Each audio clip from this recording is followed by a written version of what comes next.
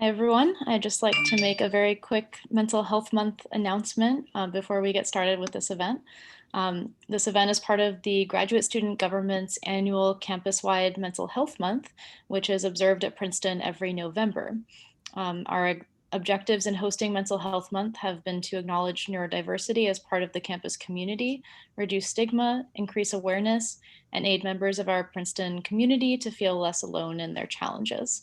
Thanks for being an integral part of this discussion and for helping to make Princeton a more mentally healthy community. I'd like to take a moment to thank our many sponsors and partners, including, in addition to the Office of Religious Life, the Campus Conversations, Women's Center, the Graduate School, Campus Recreation, the LGBT Center, the Carl A. Field Center, the Office of Disability Services, the Accessibility Center, Center for Career Development, Davis International Center, Office of Alumni Affairs, Grad Futures, Letters to Strangers, Princeton University Neurodiversity Collective, McGraw Center for Teaching and Learning, Tigerwell, and finally, Counseling and Psychological Services. We invite you to check out our Mental Health Month website for more details. And if you have any questions about Mental Health Month, please don't hesitate to email us. Thanks so much. Well, thank you all for having us from the Office of Religious Life here to be with you. We're very excited to do so. Maybe the three of us who are from ORL could begin by introducing ourselves. I am Alison Boden. I have been at Princeton. I'm in my 14th year right now. I serve as Dean of Religious Life and of the Chapel. In particular, I happen to be an ordained minister in a Protestant Christian denomination called the United Church of Christ. Vineet? Oops, there we go. Hello, everyone. My name is Vineet Chander. I serve as the coordinator for Hindu Life and Hindu Chaplain here on campus. In my own practice, I belong to a tradition within Hinduism known as the Vaishnava Bhakti tradition of Hinduism. And I've been at the university now for a little over a decade. Happy to be here with you. Hi, everyone. I'm Matt Weiner. I'm an associate dean in the Office of Religious Life. I do a lot of the interfaith work. I also do a lot of work around mindfulness and meditation. Religious Life at Princeton has representatives from a huge variety of religious communities. We're only three people, so please know that the religious diversity at the university goes way beyond those of us who are on this call right now. And if you have an interest related to a very specific religious community that isn't represented here today, please know that we would love to share out with you contact information, and that the wonderful core of chaplains who serve at Princeton would love to be a resource to you in any way possible. So don't hesitate.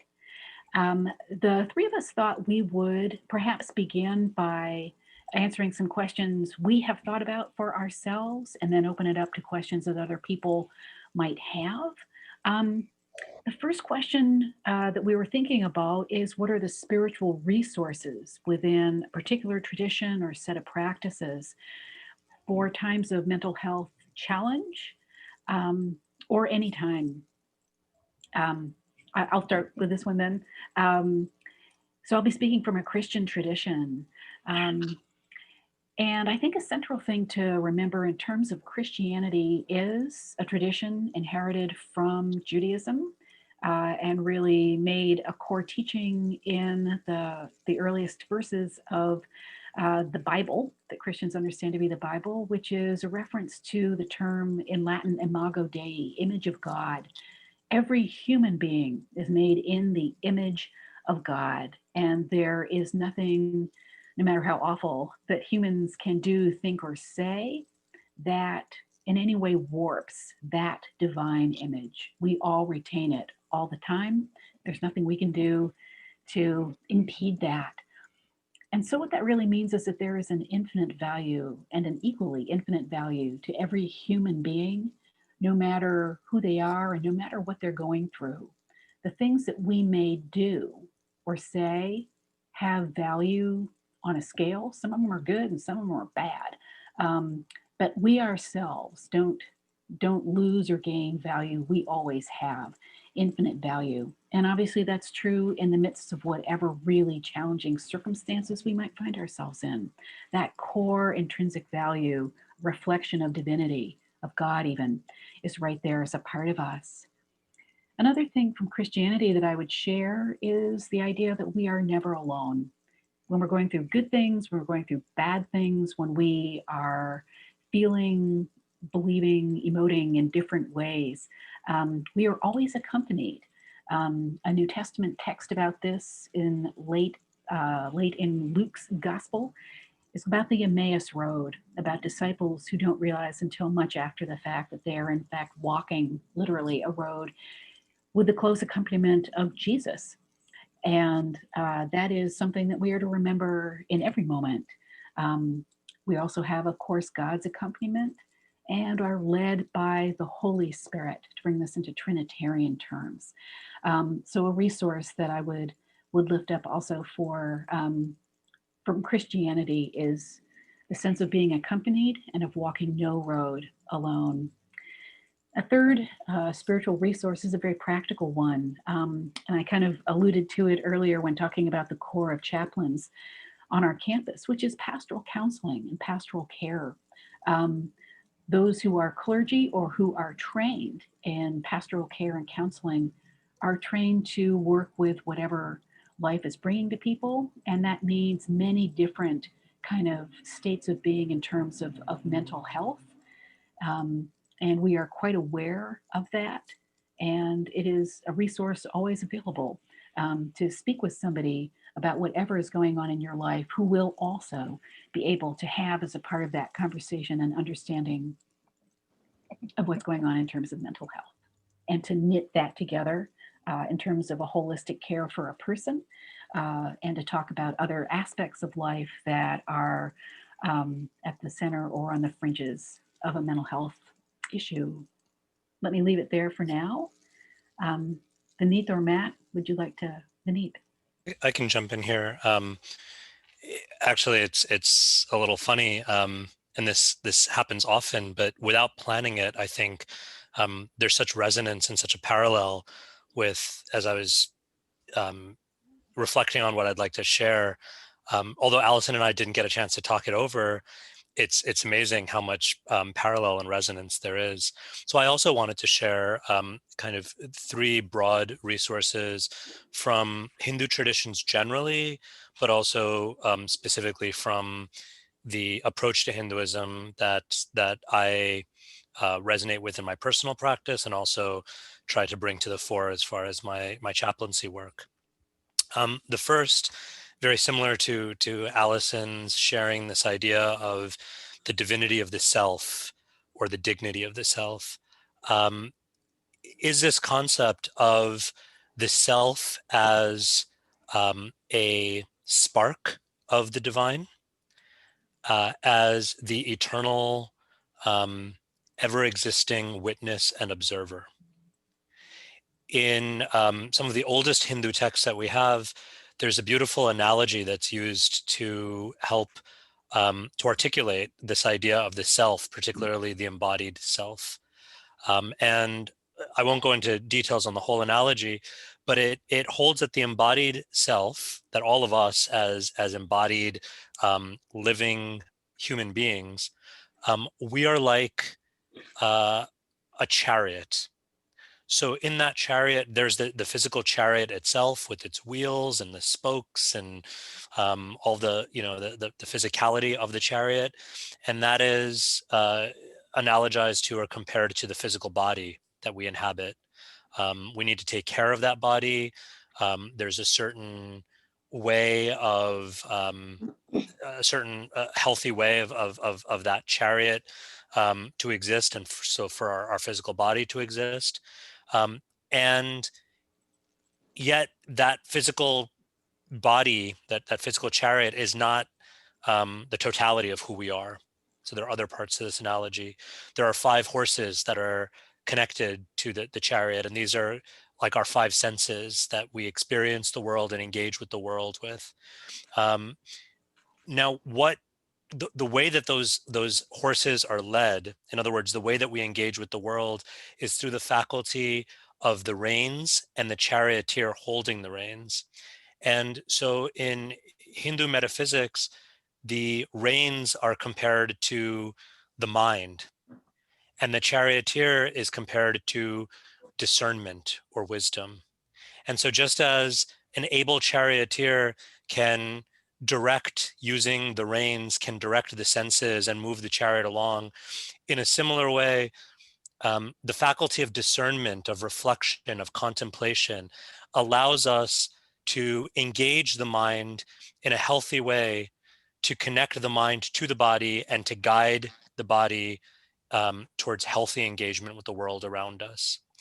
And so when we experience some dissonance, the idea is we turn back to that sense of discernment.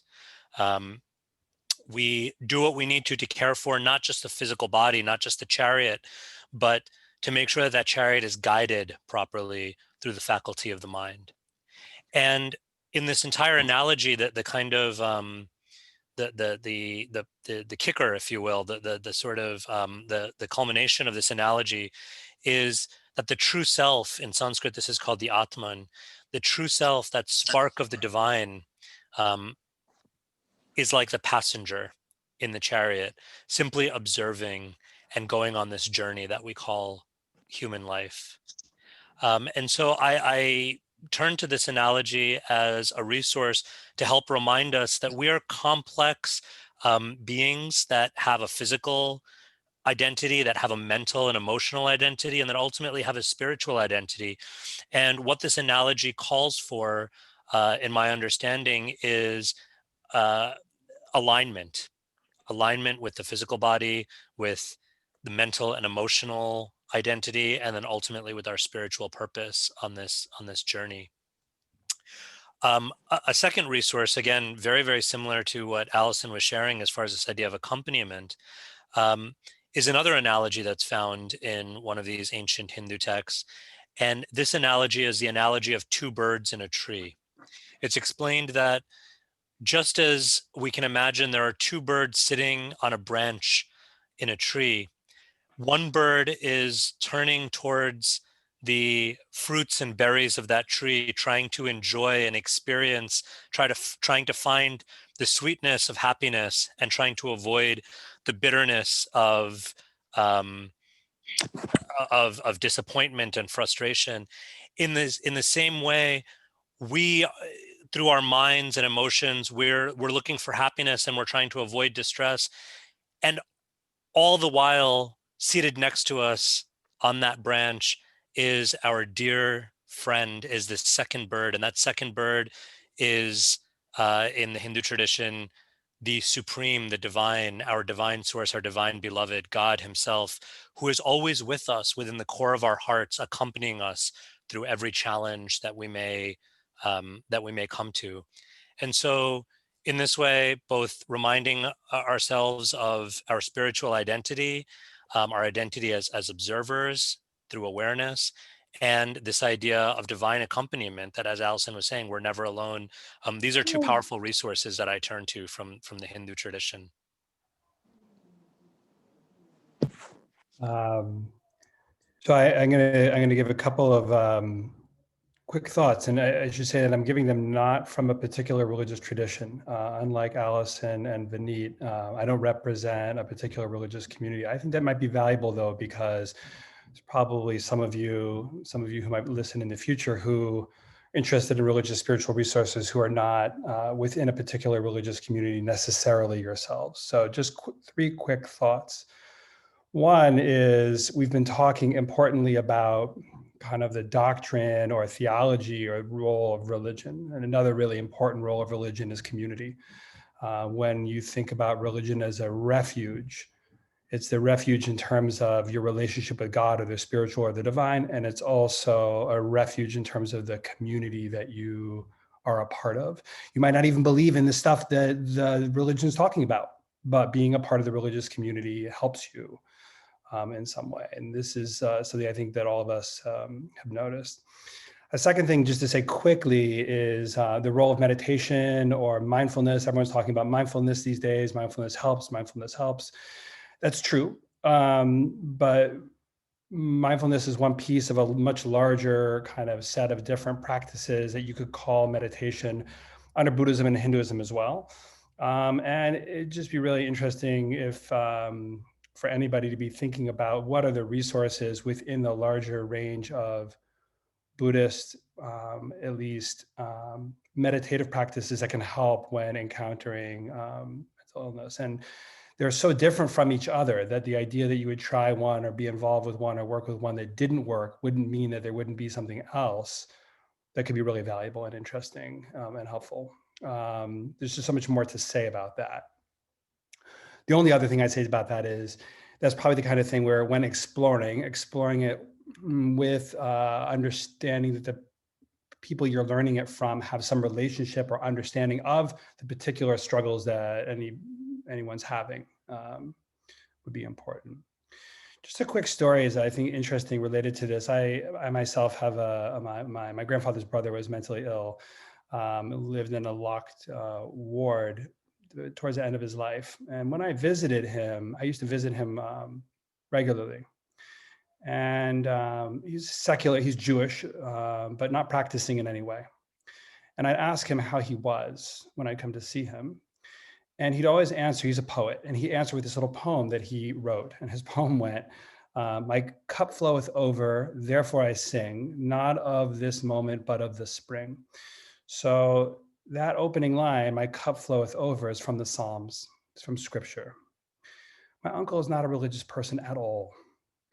And yet scripture suddenly was a resource for him. It changed his horizon. It changed who he was in the universe and where he was in the universe. It's like a really profound thing to me to think that when you're thinking about religious resources, oh, I'm from this religion, therefore I can use this.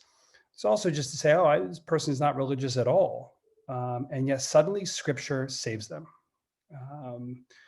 And I just think it's like a really interesting thing to think about in terms of how religion can be a resource regardless of where you fit in it.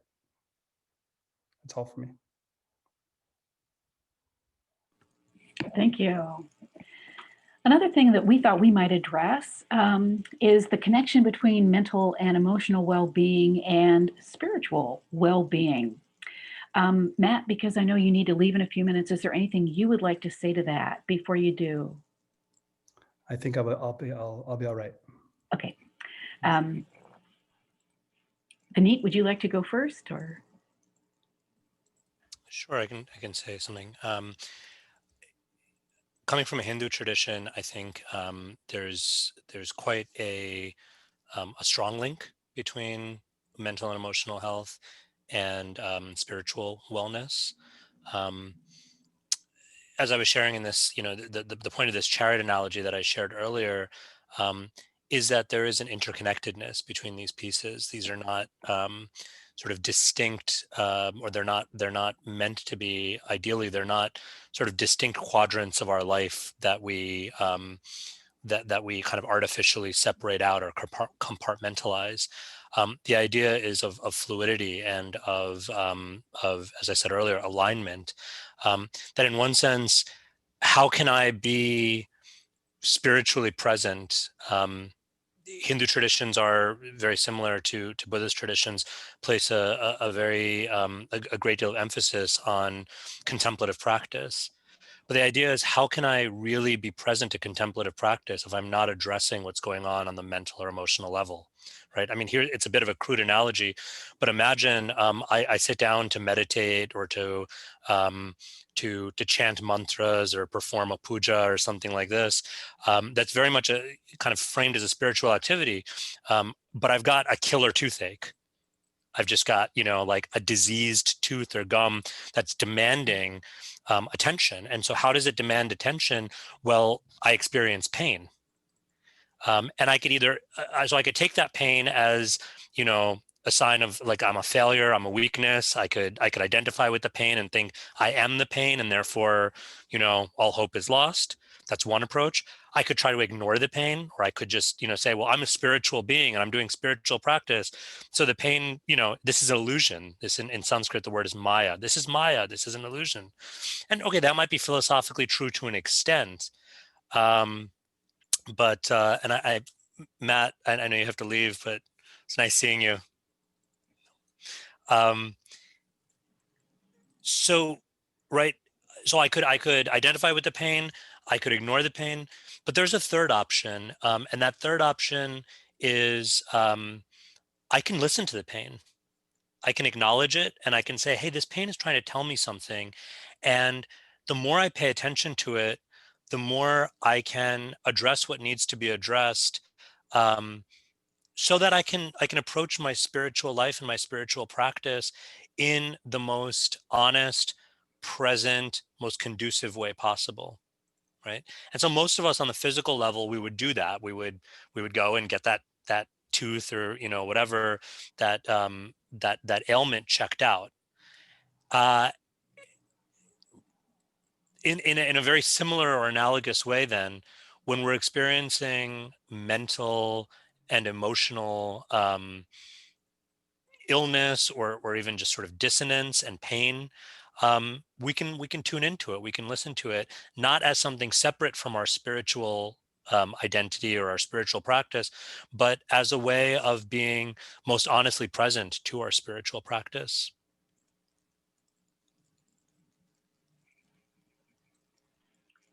Super.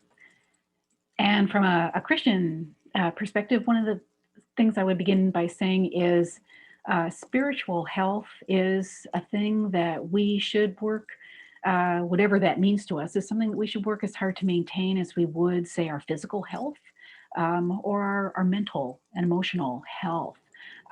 It's a part of the total makeup of who we are, and it's a good thing to be intentional about that. That's going to mean different things for different people. Matt mentioned community. That's a big part of maintaining spiritual health for many people, is knowing that you're a part of a group of people.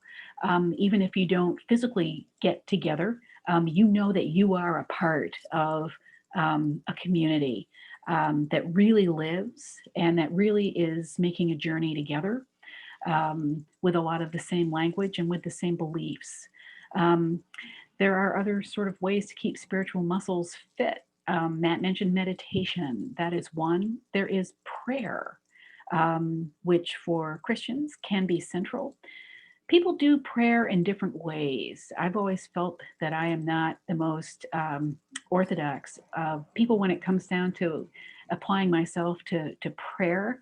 I pray best when I take long walks. There's something about the physical aspect of that distracts my physical body so that my spirit, my thoughts, my feelings can ascend, I think, and be more in touch with the God who I am trying to be in touch with. My husband is the kind of person who can sit down and say his prayers and keep his mind focused. I'm not that way, and I'd love for listeners to think for themselves about expanding maybe what you understand as a posture for prayer, or maybe even what that is. I think of it as communication with God, communication with the divine, more than I would think of it as recitation. And the communication obviously then goes way beyond words. I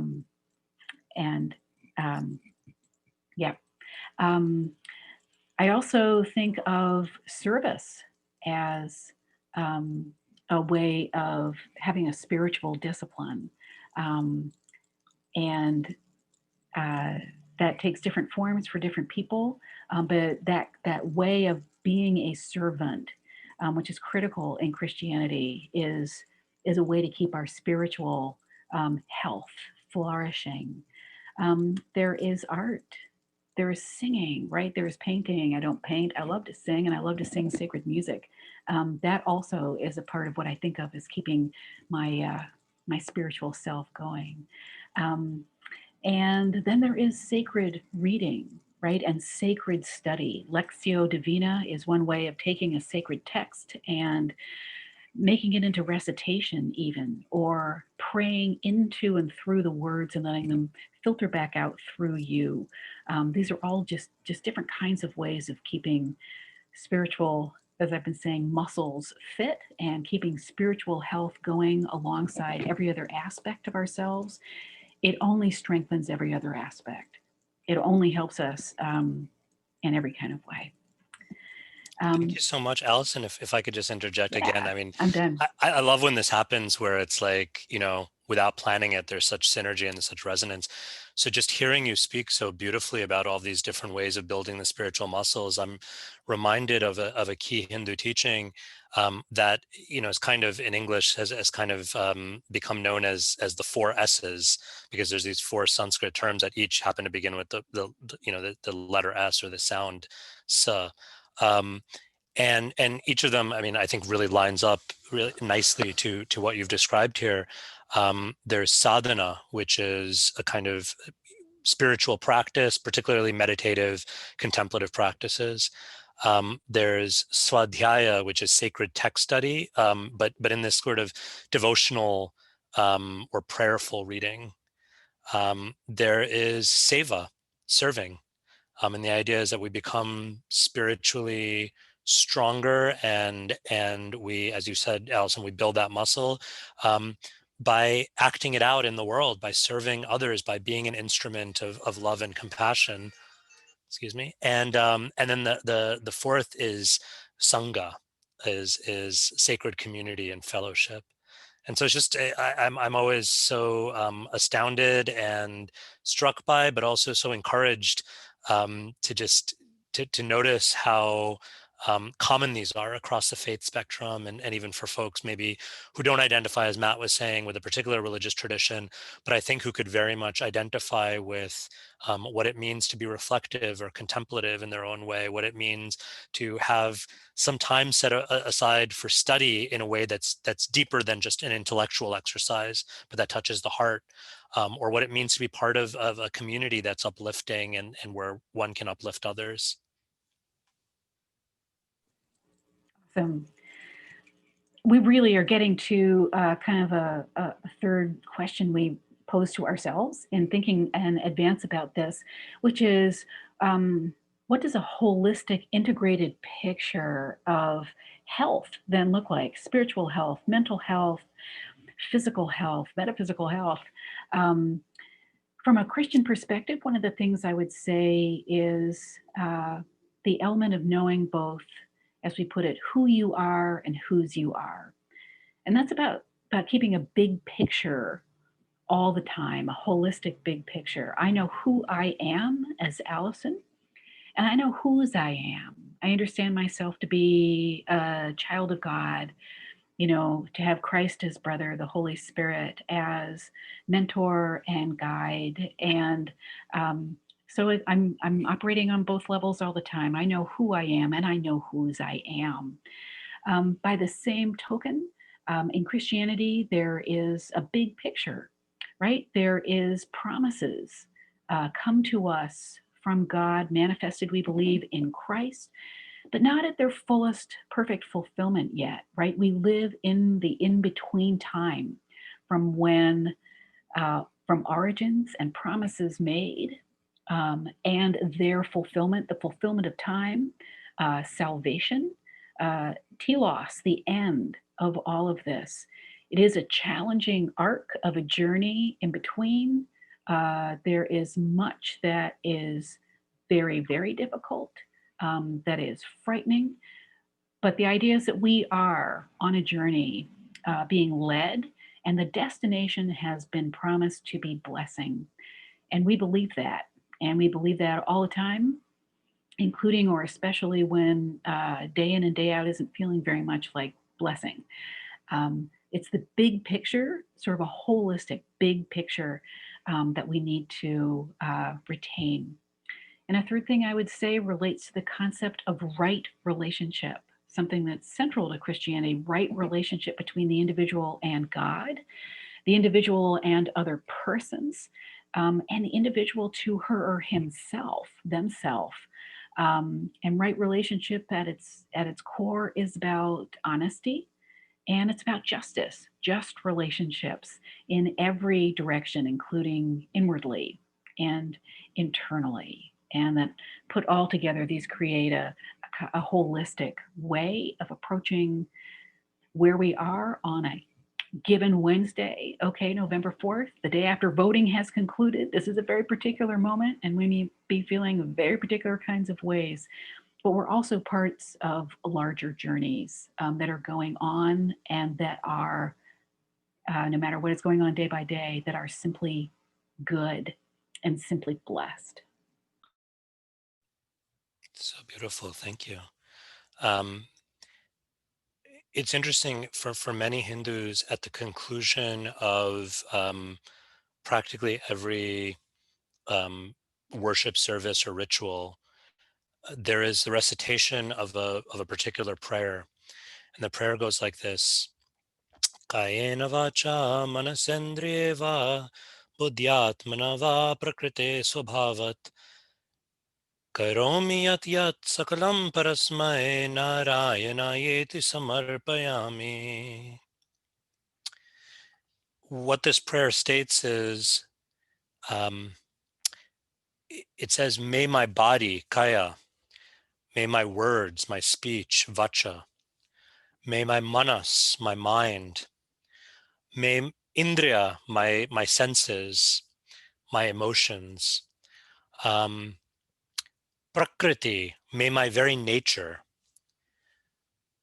yat yat karomi, may everything I do, think, and say, Narayana yeti samarpayami, may it be an offering.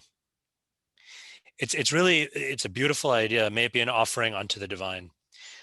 It's a beautiful, beautiful idea because, especially at the conclusion of a ritual, because it's a reminder that, yes, we can perform the religious ritual in the house of worship or at the altar or shrine, and those things are important, and we should continue to do them.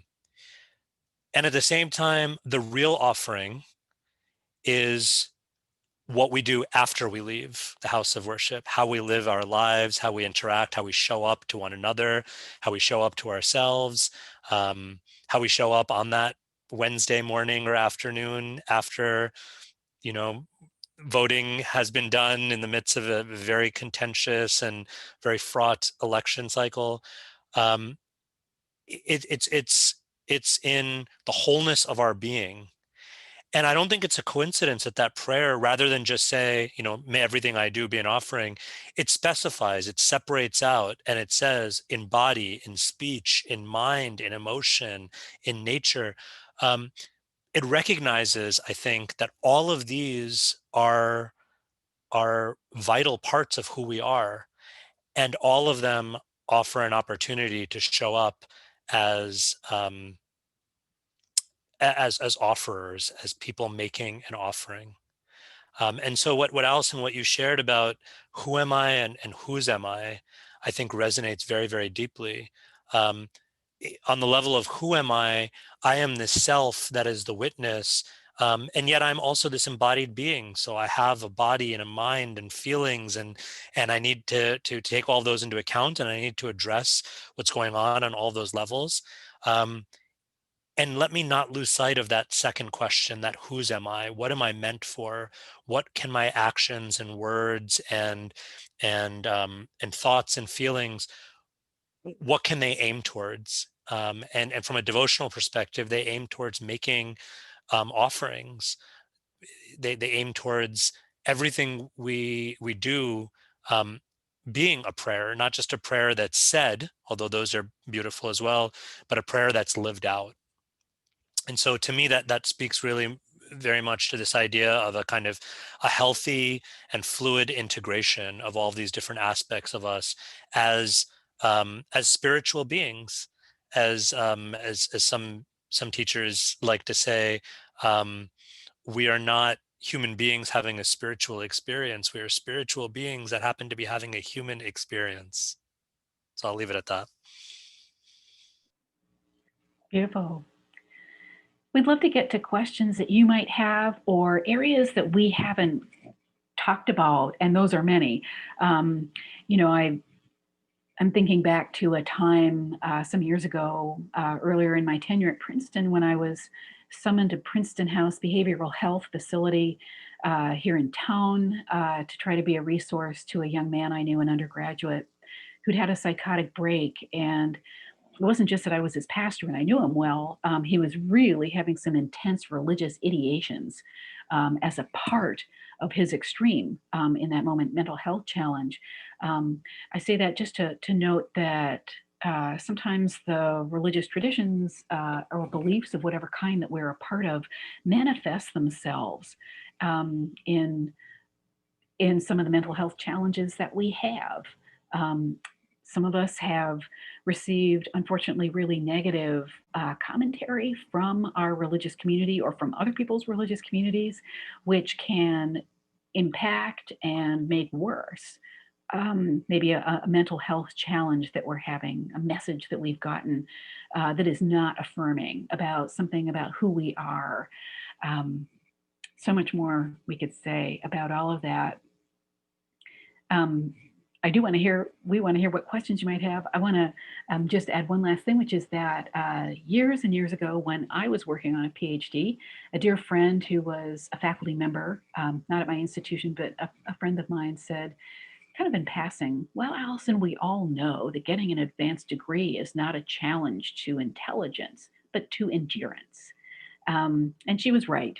All of us working on grad degrees have the intellectual heft that it takes, but they can be very long slogs. And there can be a number of other things that are coming into our lives as we're trying to do the work of being a successful graduate student. So I lift that up and honor that. Anything else along those lines from you, Vineet? No, I think that's great. I would love to hear if there are any questions or reflections, either in this direction or in a different one.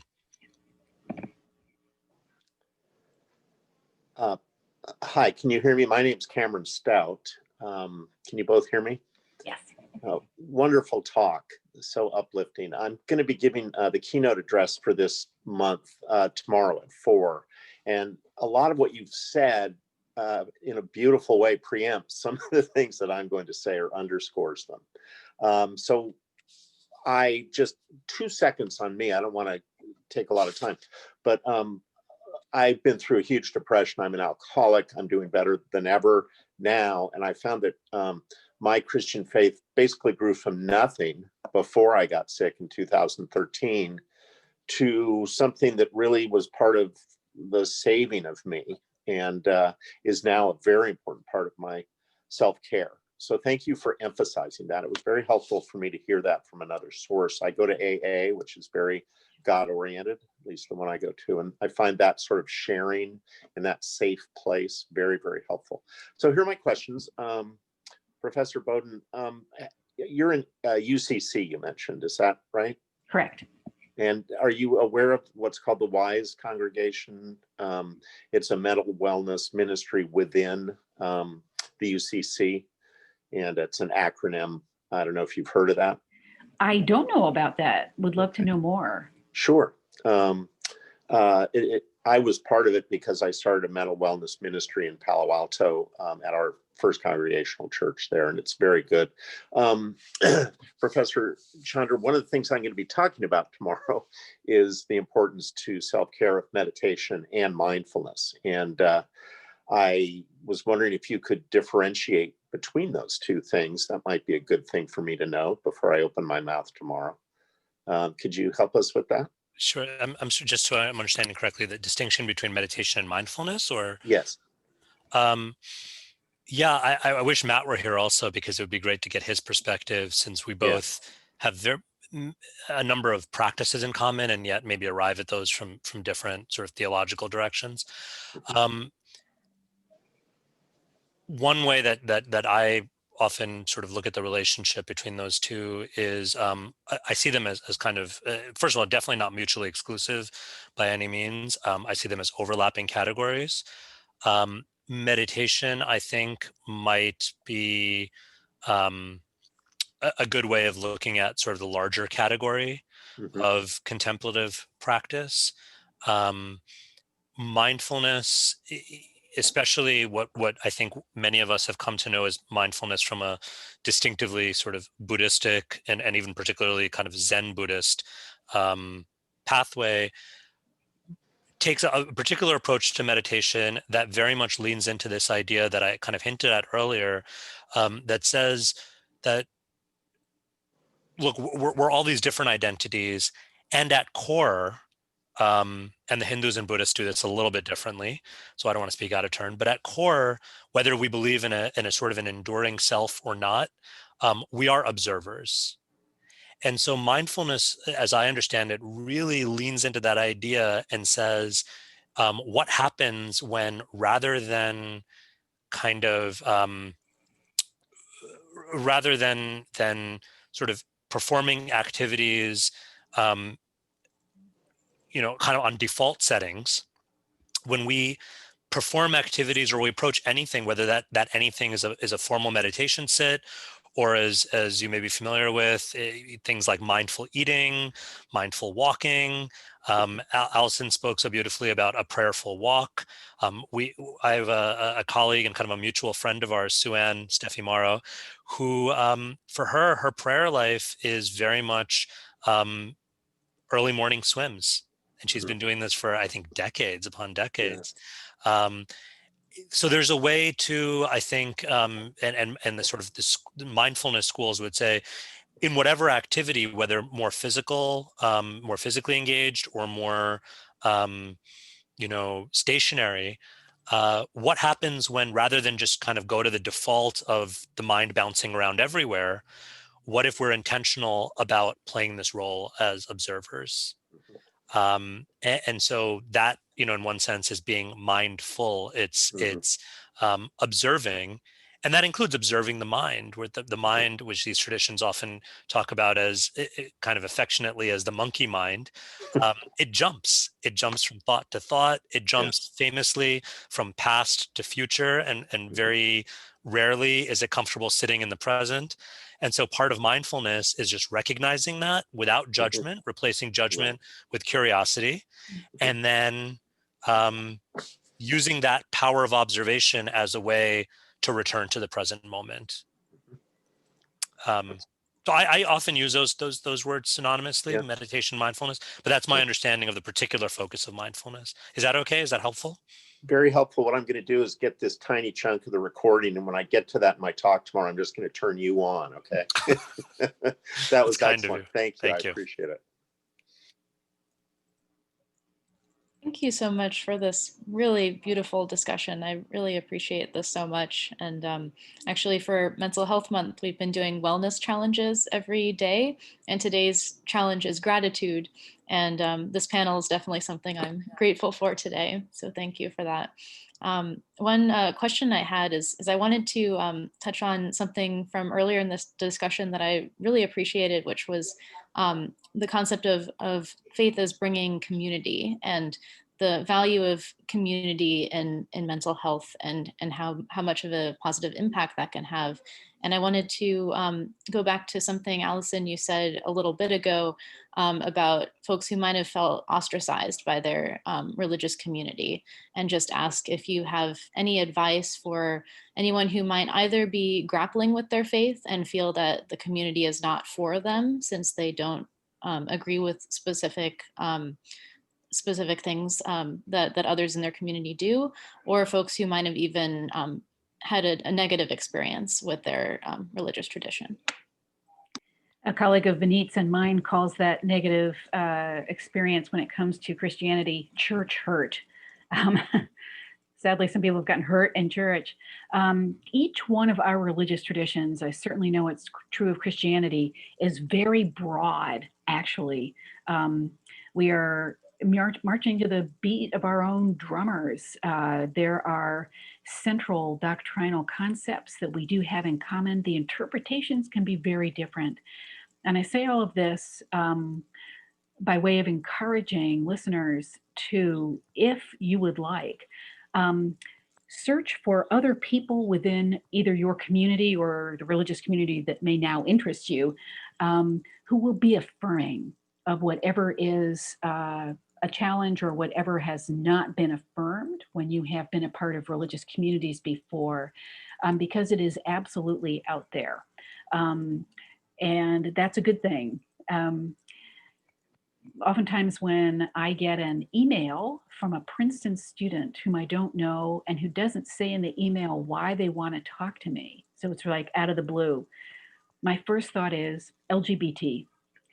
And I'm almost always right. It's someone who's decided, they've looked at, my bio on the ORL website and decided I might be somebody with whom they could have an affirming Christian conversation about, in this case, their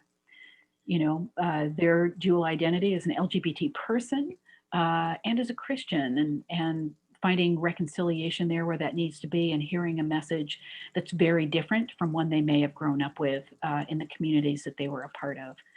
So to people who want to be in spiritual conversation and who also may have been hurt from other spiritual experiences in community, please know that there are affirming, wonderful people out there who would love to be in conversation with you. Yeah. Thank you so much. I'll just I'll add if I can. I think sometimes, and perhaps this is something that again is kind of a universal phenomena. Sometimes we think about the idea of community in the sort of the broadest and biggest terms, and often when we do that, I think we set ourselves up for disappointment, inevitable disappointment. If we can sort of learn to perhaps appreciate the broadness of community, and at the same time, it's not, at least within my own tradition, there's a teaching that we have to guard our hearts, that our hearts are great treasures. They are gifts of God, they're gifts of the divine, and they're also pathways to the divine. So they're the most precious thing, and our hearts, we have a responsibility to guard them. We have a responsibility to be very intentional and discerning. That doesn't mean elitist or right. This is not advocating for cliques, but it's a recognition that we can't necessarily expect to open our hearts to everyone, even within our faith traditions or our religious organizations, and instead to find community within community, perhaps, where the trust is there, where there is affirmation and there's safety, where we can open our hearts to others and be there for them as they open their hearts to us. There's a phrase that's used in Sanskrit, so that the word for community is sangha. But what's interesting is when you look at some of these more specific teachings, what they really recommend is to appreciate Sangha in its broadest sense, but we really grow through what's called Sajati Sangha or Sajati Sadhu Sangha, which literally translates to like-minded community or like-hearted community. We have to find those folks that we're compatible with, who understand us, who we can be ourselves with. This might be a little controversial, but sometimes that may mean stepping outsides. Not always, but sometimes it may mean stepping outsides of the bounds of perhaps formal religious organization or religious association or community, and perhaps finding those communities in other spaces. Sometimes it may even mean finding that kind of sangha among spiritual folks who may be of a very different religious tradition, but who are our spiritual siblings, because beyond the differences as far as religious identification or denominational identification, we can share hearts in a way that perhaps we can't with even folks from within our own religious organization. And for me, it was just really when I discovered that teaching in my own tradition, it was like I felt like weight had been lifted off my shoulder, because it was so affirming that, like, oh, that's actually not just acceptable, but that's actually encouraged, to be discerning and careful about the kind of community that we seek and we foster.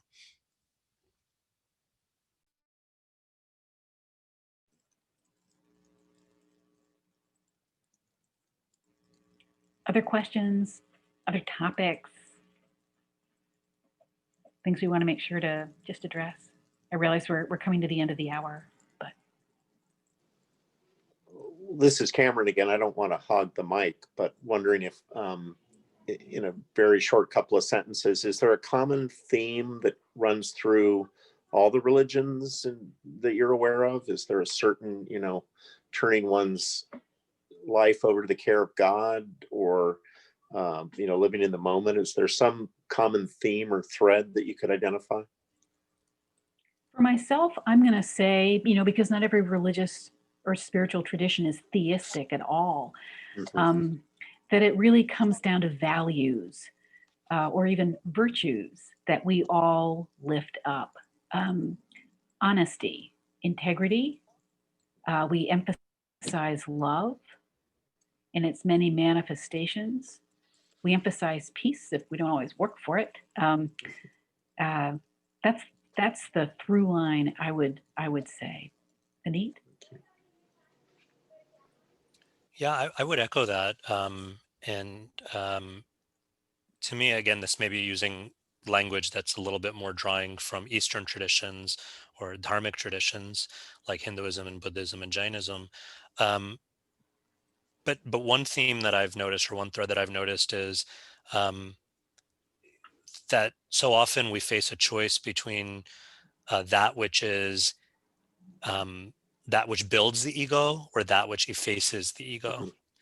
And so choosing that road of effacing the ego, which is invariably connected towards choosing the path of kindness, choosing the path of humility, choosing the path of self-sacrifice.